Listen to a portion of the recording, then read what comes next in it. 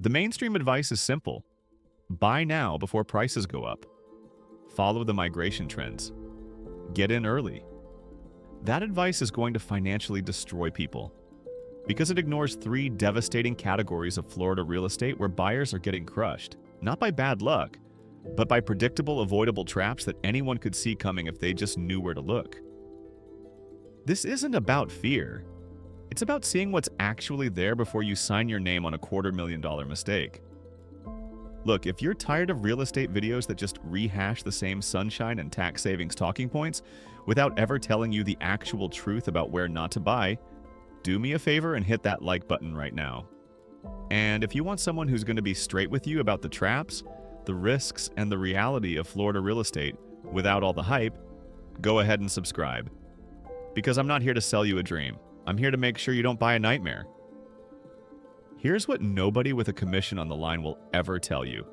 The cheapest house is almost never the best deal. The biggest square footage often comes with the biggest hidden costs. And the neighborhoods that look like you're finally winning, those are frequently the ones that will quietly dismantle your finances over the next 5 years. This video is going to expose 3 specific disaster zones in Florida real estate. Not vague warnings, but precise categories you can identify before you ever tour a property. You'll learn why insurance companies are your best truth teller, why beautiful waterfront views can be a trap, and why those massive new developments might be the riskiest bet you'll ever make.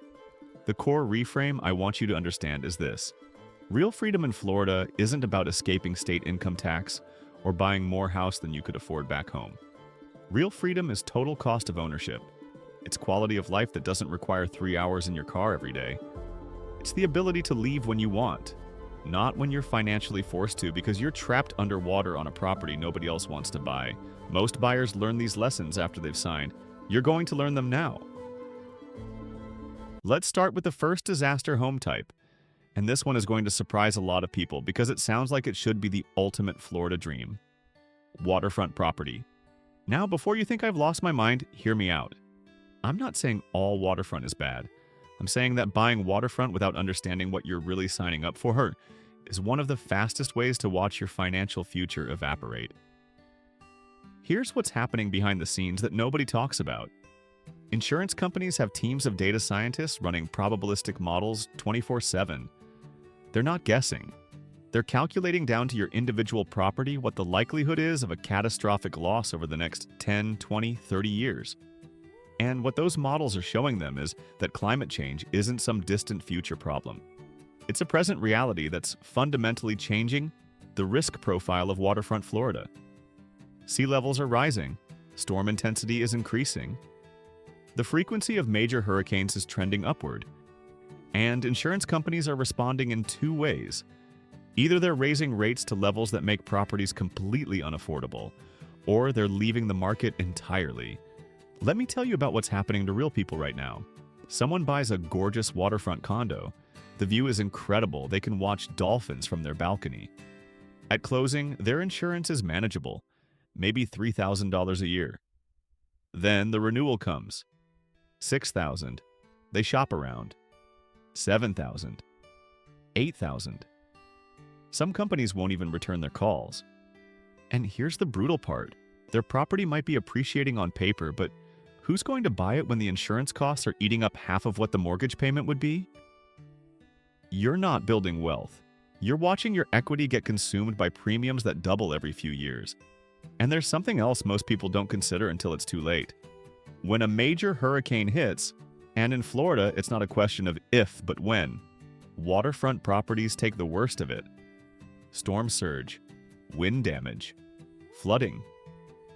Yes, they often get rebuilt because they're valuable, but the months of displacement, the deductibles that can run into the tens of thousands of dollars, the fights with insurance adjusters, the emotional toll of watching everything you own get destroyed. That's not in the brochure. That's not what the realtor mentions during the Sunset Tour. The people who do well with waterfront property in Florida are either wealthy enough that the insurance costs don't matter, or they're buying with cash and can choose to self-insure, or they understand exactly what they're getting into and have planned for every contingency. If that's not you, waterfront might be the most beautiful trap you'll ever walk into. But here's what's strange. If the waterfront is a trap, You'd think moving inland to those massive new developments would be the answer. So why are some of the fastest growing inland communities becoming their own kind of nightmare? This brings me to disaster home type number 2. Speculative sprawl with phantom infrastructure. These are the massive master-planned communities popping up like mushrooms after rain in central and north-central Florida. Places like parts of Ocala, Spring Hill, areas outside of Lakeland and Sebring. These developments promise resort-style amenities, A-rated schools that don't exist yet, and small-town charm just an hour from major cities. The homes are cheap compared to the coast. I mean, genuinely affordable. The marketing materials look absolutely incredible. Young families are flooding in from expensive states, thinking they've found paradise at a discount. Let me give you an analogy that might help you understand what's really happening. Imagine you're buying a ticket to see your favorite band. The venue looks incredible online. Brand new, modern, huge capacity. You're so excited you buy premium seats the day they go on sale. Then 6 months before the show, you start hearing rumors. The venue isn't finished. They haven't completed the parking lot. The bathrooms aren't fully functional. They haven't hired enough security staff. Technically, the show will still happen, but the experience is going to be chaos. Overcrowded, disorganized, frustrating. And you can't get your money back because you already bought in. That's exactly what's happening with these speculative sprawl developments, and most buyers have no idea they're walking into it. Developers are building thousands of homes faster than counties can build the roads, schools, water treatment plants, and emergency services to support them. So you move in. You're excited. The house is new. Everything smells like fresh paint and possibility. Then reality sets in. Your commute that was supposed to be 20 minutes is now 50 because there's one traffic light for 8,000 new residents and the county hasn't widened the roads yet. Your kids are in overcrowded portable classrooms because the school district underestimated growth by 3,000 students.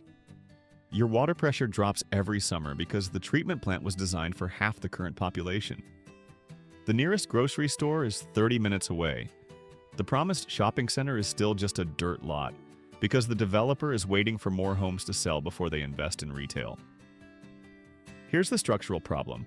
Counties in Florida make money from building permits and impact fees, so they have every incentive to approve new developments. But actually building the infrastructure to support those developments takes years of planning, bonding, tax increases, and political will, and it almost always lags behind the construction. So you end up with neighborhoods that have beautiful homes and no soul. No community infrastructure, no gathering places, no local economy. Just houses and more houses and the constant sound of construction that might go on for another decade. And when infrastructure can't keep pace with growth, your home value stagnates because nobody wants to move somewhere that takes 90 minutes round trip just to get to Target and back. You didn't buy a home. You bought a placeholder in a community that doesn't exist yet and may never fully materialize the way it was sold to you. So waterfront properties bleed you with insurance. Inland sprawl traps you with missing infrastructure. But surely there's a smart play, the landlocked investment property everyone's talking about, right? Actually, that might be the most dangerous trap of all. Type number 3 is landlocked investment properties in oversaturated markets. This is happening in Jacksonville, parts of Tampa, Orlando suburbs, even some neighborhoods in Fort Myers. These are the condos and single-family homes in markets where everyone had the same bright idea at the same time. Buy it as a rental property, Airbnb it, or just hold it for appreciation while renting it out to cover the mortgage. The problem is that when everyone's an investor, nobody's building a community. These areas have sky-high vacancy rates. They have brutal short-term rental regulations that change every year, sometimes multiple times a year, as cities try to balance tourism revenue with neighborhood stability. The homeowner associations are either completely broke because absentee owners don't pay their dues, or they're tyrannical because the few people who actually live there are furious about the constant turnover and chaos. Appreciation in these areas is flat or negative because supply has completely outpaced demand. Every month, hundreds more investment properties hit the market. Rental income is completely unpredictable because you're competing with 1,000 other landlords in the same zip code, all trying to rent to the same limited pool of qualified tenants. And when the market shifts, When interest rates go up, when the economy slows, when the next recession hits, these properties become the first to lose value because there's no foundational demand holding them up. There are no families who desperately need to live there. There are no local employers anchoring the population. It's just speculation stacked on top of speculation. You're not investing, you're gambling in a casino where the house always wins, and the house is the developer who already sold everything and moved on to the next project. Now let me give you the practical framework for protecting yourself. Before you fall in love with any property, before you let yourself imagine your furniture in the living room or your kids playing in the backyard, you need to do your homework. First, let insurance be your crystal ball. Call an independent insurance agent, not one referred by your realtor, and give them the zip codes you're considering. Ask for quotes. If they hesitate, if they start talking about market conditions, if they immediately mention Citizens, that's Florida's state-run insurer of last resort, you have your answer. When insurance companies are running away from an area, they're telling you something the realtor never will. Second, check days on market. If homes are sitting for 90 days or more, that's not a buyer's market. That's a warning sign. It means other buyers are doing their homework and walking away. Don't assume you're smarter than all of them. Find out what they saw that made them say no. Third, look at new construction saturation. If more than 30% of the homes in a zip code were built in the last 5 years, infrastructure is almost certainly lagging behind. Counties cannot build roads and schools as fast as developers can build houses.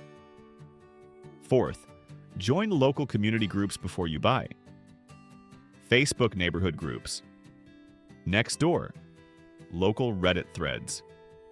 Spend a week just reading what residents actually complain about. The issues that come up over and over, that's your future if you buy there. And fifth, run the total cost model. Take your mortgage payment and add insurance, add HOA fees, add property taxes, add your commute costs including the value of your time, and then add a 20% buffer for Florida's volatility. If that number makes you uncomfortable, the house is too expensive, no matter what you're pre-approved for. So here's what we've covered. 3 disaster zones. Waterfront properties where insurance costs can consume your equity while you wait for the next hurricane. Sprawling inland developments where beautiful houses sit on phantom infrastructure that may never fully arrive. And oversaturated investment markets where speculation is stacked on speculation until someone gets left holding the loss. The people who thrive in Florida aren't the ones who buy fastest or cheapest. They're the ones who ask uncomfortable questions, who read the signals everyone else ignores, who understand that the mortgage payment is just the beginning of what you'll actually pay. You deserve a home that supports your life, not one that quietly dismantles it month by month. You deserve a community that functions today, not one that promises to function eventually, maybe, someday. If this gave you clarity, if it helped you see something you might have missed, I'd genuinely appreciate a like. It helps this reach more people who need it before they sign. Drop a comment telling me what area you're researching or what questions you still have. I read every single one. And if you want more honest breakdowns of decisions that actually matter, the stuff that usually gets glossed over because it's inconvenient, subscribe. I'm not here to sell you a dream. I'm here to make sure you don't buy a nightmare. Do your homework. Trust your gut. Don't let anyone rush you into the biggest financial decision of your life. You've got this.